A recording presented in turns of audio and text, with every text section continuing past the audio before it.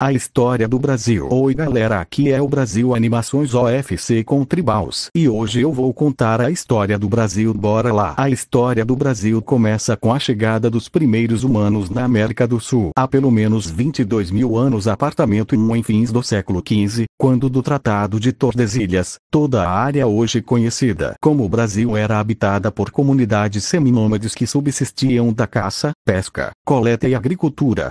Em 22 de abril de 1500, Pedro Álvares Cabral, capitão-mor de expedição portuguesa a caminho das Índias, chegou, na hoje conhecida, Porto Seguro na Bahia, tornando a região colônia do Reino de Portugal.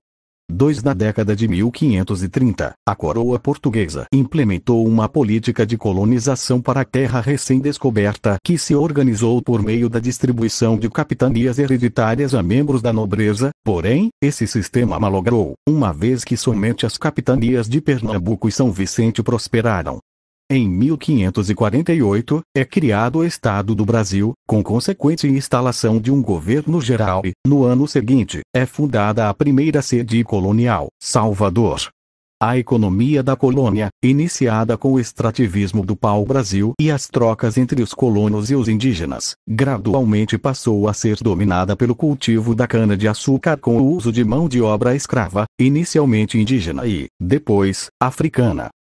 No fim do século XVII, foram descobertas, através das bandeiras, importantes jazidas de ouro no interior do Brasil que foram determinantes para o seu povoamento e que pontuam o início do chamado ciclo do ouro, período que marca a ascensão da capitania de Minas Gerais, desmembrada da capitania de São Paulo e Minas de Ouro, na economia colonial.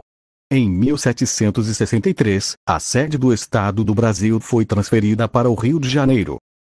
Em 1808, com a transferência da corte portuguesa para o Brasil, fugindo da possível subjugação da França, consequência da guerra peninsular travada entre as tropas portuguesas e as de Napoleão Bonaparte, o príncipe regente Dom João de Bragança, filho da rainha Dona Maria I, abriu os portos da então colônia, permitiu o funcionamento de fábricas e fundou o Banco do Brasil.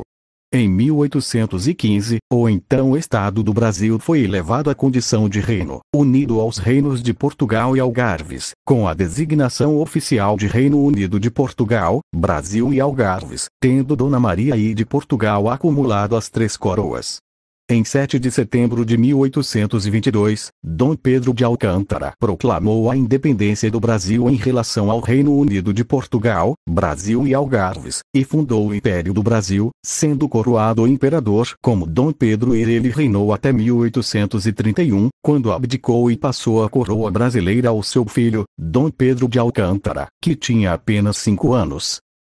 Aos 14 anos, em 1840, Dom Pedro de Alcântara, filho, teve sua maioridade declarada, sendo coroado imperador no ano seguinte como Dom Pedro II. Em 1888, sua filha, a princesa Isabel, pressionada por outros países e pelo clamor popular das lutas pela abolição da escravatura, assinou o decreto que extinguiu a escravidão no Brasil, conhecida como Lei Áurea.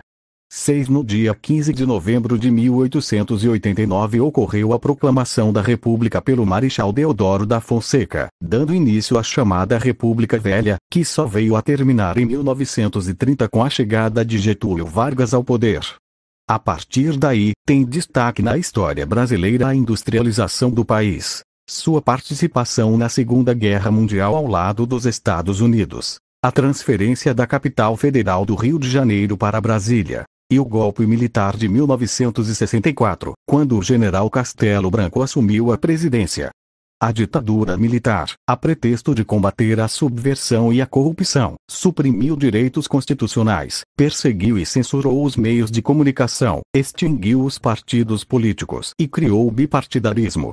Após o fim do regime militar, os deputados federais e senadores se reuniram no ano de 1988 em Assembleia Nacional Constituinte e promulgaram a nova Constituição, que amplia os direitos individuais.